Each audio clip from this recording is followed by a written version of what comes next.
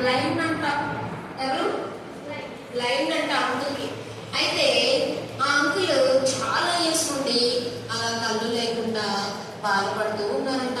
కళ్ళు ఉంటే అన్నీ చూడగలరు కదా, కళ్ళు లేకపోతే చూడలేము. మనం ఏం వేసుకున్నామో తెలీదు, నువ్వేం వేసుకున్నావో తెలీదు, నువ్వు అయితే వేసుకున్నాడో తెలీదు, ఆమె ఏం వేసుకున్నాడో తెలీదు కదా, ఏ కలర్ షర్టో తెలీదు, ఈ యూనివర్స్ ఎలా ఉందో తెలీదు. ఏసే చేసిన అందమైన చెట్లు, అందమైన నదులు, మరి వాటర్ కానీ ఈ సృష్టిలో ఏమేమి ఉన్నాయి చెప్పండి. What are there in this universe creation? Trees are there, very good. Rivers, ఇంకా oceans, lakes are there, very good. ఇంకా birds are there, oceans, animals are there, oceans are there కదా. ఇంకా forest, ఇంకా you missed the main one. Humans which can living and non living things both are there కదా. So ఈ universe అంతా కూడా కళ్ళు ఉంటేనే మనం చూడగలం, కళ్ళు ఉంటేనే మరి మనం ఎప్పుడైతే ఇది అందంగా ఉంది అని అనుకుంటామో అప్పుడు వెంటనే మనసులో ఏమొస్తుంది, ఎంత బాగా చేశారు ఏసయ్య, ఈ సృష్టిని అంతా ఎంత బాగా చేశారు అని మనం ప్రేస్ చేస్తాం కదా ఏసయ్య. కానీ అలా బ్లైండ్ గా ఉంటే మనం ఏసయ్య చేయగలమా, ప్రేస్ చేయగలమా? దాన్ని ఎంజాయ్ చేయలేము, దాని యొక్క బ్యూటీనెస్ ని మనం చూడలేము కదా. అలాగే ఆ అంకుల్ కూడా అట్లా చాలా సంవత్సరాల నుంచి అంకుల్ అట్లాగే ఆ అందకంతో బాధపడుతూ ఉన్నారు. ఎంతో మంది వస్తున్నారు ఆయన దగ్గరికి, డబ్బులు ఇస్తున్నారు, వెళ్ళిపోతున్నారు. కానీ ఆయనకి ఆ గుడ్డితనం నుండి విడుదల, స్వస్థత ఇచ్చే వాళ్ళు ఎవరూ లేరన్నమాట.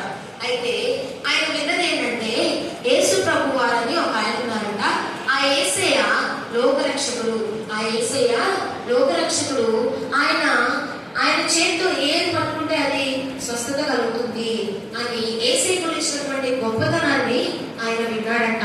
ఆయన విని ఎప్పటికైనా సరే యేసు ప్రభు వారు ఇక్కడికి వచ్చినప్పుడు నేను మిస్ అవ్వకుండా యేసుక్రీస్తు దగ్గర నుంచి నేను స్వస్థతను పొందుకోవాలి అని ఆశతో మరి ఎదురు చూస్తూ ఉన్నాడంట ఆయన. అయితే ఆయన వాళ్ళ ఫ్రెండ్ వచ్చాడంట ఆయన దగ్గరికి. వాళ్ళ ఫ్రెండ్ వచ్చి ఆ ఊర్లో ఆయన వేరే తెలుసా ఇంటికి ఆ బ్లైండ్ మంది పేరు భక్తిమయి. ఏ పేరు? భక్తిమయి.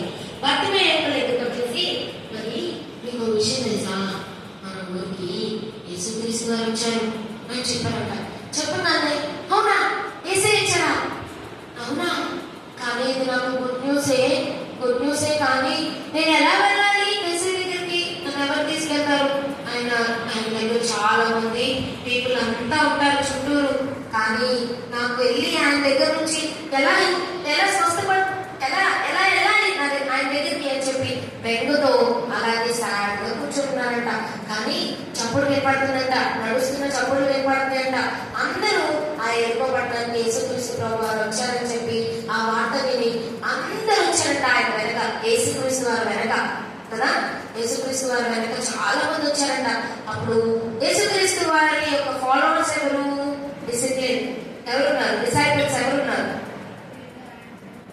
పీటర్, జేమ్స్, జాకబ్, ఇంకా జాన్, చెప్పాలి, బర్తలోమై, యూదా ఇస్కరియోతు, ఇంకా అలా యేసుక్రీస్తు ప్రభు వారి యొక్క శిష్యులు కూడా ఆయన ఫాలో అవుతూ వస్తూ ఉన్నారంట. అప్పుడు ఈయన ఏమన్నారు తెలుసా పిల్లలు? ఆయన యేసుక్రీస్తు ప్రభు వారు వస్తున్నారని కళ్ళు లేకపోయినా కానీ గుర్తించి దావీదు కుమారుడా నన్ను విడిచిపోవద్దయ్యా, దావీదు కుమారుడా నన్ను విడిచిపోవద్దయ్యా అని పెద్దగా అరుస్తున్నాడంట. ఆ జనసమూహం అంతా కూడా ఆయన మాటలు, ఆయన అరుస్తున్న కేకలు విని ఎందుకు అరుస్తున్నావు, అరకు అని చెప్పి ఆయనకి అరిచారంట. ఆయన అరిచినా కానీ యేసుక్రీస్తు వారికి వినపడాలని గట్టిగా బిగ్గరగా కేకలు వేస్తూ ఉన్నారంట. అయితే యేసయ్య ఎప్పుడు కూడా మనం ప్రార్థిస్తే యేసయ్య ఏం చేస్తారు? వింటారు. మనం సైలెంట్ గా మన మనసులో ప్రార్థించినా కానీ ఏం చేస్తారు? యేసయ్య వింటారు. యేసయ్య నామంలో ఏది అడిగితే అది వింటారు. ఆయన ప్రార్థనలు అలక్ష్య పెట్టే దేవుడు కాదు కదా. యేసయ్య కోసం ఎవరైతే ఎదురు చూస్తూ ఉంటారో ఆ అందరి హార్ట్స్ ఎదిగిన గొప్ప దేవుడు. అందుకని యేసయ్య ఏం చేశారు తెలుసా?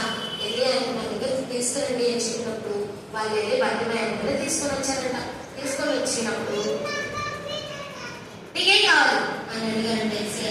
అప్పుడు అంకుల్ అన్నారంట, నాకు స్వస్థత కావాలండి. యేసయ్యా నువ్వు గొప్ప దేవుడుగా నాకు అద్భుతాలు ఎన్నో చేసావని నేను విన్నాను. మరి నాకు నిన్ను చూడగలిగే కన్నులు ఇవ్వవా అని అడిగారంట. ఆ మాట యేసయ్యారంట, అవునా నిజమని కదా, నన్ను చూడగలిగే కన్నులే కదా అడుగుతున్నాడు అని చెప్పి యేసయ్య స్వస్థతనిచ్చాడంట. యేసయ్య ఎప్పుడైతే నీ విశ్వాసం నేను బాగు చేయను, నేను స్వస్థపరచును అని ఇలా అన్నారు. అప్పుడు ఆయన సోపర్ అయిపోయిందా? ఏమైపోయింది? ఓపెన్ అయిపోయింది. యేసయ్య ఏం చెప్పలేదు. యేసయ్య నువ్వు వెళ్ళా అక్కడ వెళ్ళి మొక్కు, ఇక్కడ వెళ్ళి పూచి, అదిగో ఆ చెట్టు దగ్గరికి వెళ్ళు, వందనాలు నమస్కారం చెప్పని ఏం చెప్పలేదు. యేసయ్య చెప్పారు, యేసయ్య చెప్పారు జస్ట్ చేతితో ఇలా పట్టుకొని ఇలా టచ్ చేయగానే యేసయ్య నుంచి ఆ హీలింగ్ వెళ్ళి ఆయన స్వస్థపరచబడ్డాడు. అసలు ఎంత ఆశ్చర్యమో కదా. చుట్టూ ఉన్న అందరూ షాక్ అయిపోయారంట. అబ్బా ఎంత మిరాకిల్, ఇలా పెట్టుకోగానే ఎవరికి స్వస్థత వస్తుంది కదా. కదా ఎవరికి వస్తుంది రా స్వస్థత? హాస్పిటల్కి వెళ్ళారా, డాక్టర్ దగ్గరికి వెళ్ళారా, మెడిసిన్స్ వాడారా? కాదు కదా, కాదు కదా. ఎక్కడికి వెళ్ళారు? యేసయ్య దగ్గరికి వెళ్ళి యేసయ్యే ఇది బాగు చేయగలరు అని యేసయ్య దగ్గరికి వెళ్ళి అడగగానే యేసయ్య ఏం చేశారు? స్వస్థతనిచ్చారు. మరి అంత గొప్ప దేవుడిని అది చూసిన అందరూ కూడా యేసయ్య గురించిన ఇంకా క్వాలిటీస్ ని వాళ్ళు మెమరీ వేసుకుంటూ యేసయ్యని చాలా ప్రైజ్ చేశారంట. ఈయన కూడా ఆ సృష్టిని అంతా చూసి అబ్బా ఇంత బాగా సృష్టించాలి, సృష్టిని అంతా ఇంతకాలం నేను చూడలేదే, ఇప్పుడు నా కళ్ళు వచ్చినాయి అని చెప్పి ఎంతో హ్యాపీగా ఆయన అక్కడ చేసేకి దాన్ని చెప్పి వెళ్ళాడంట. ఎంత గొప్ప విశ్వాసం ఉందో ఆయనకి.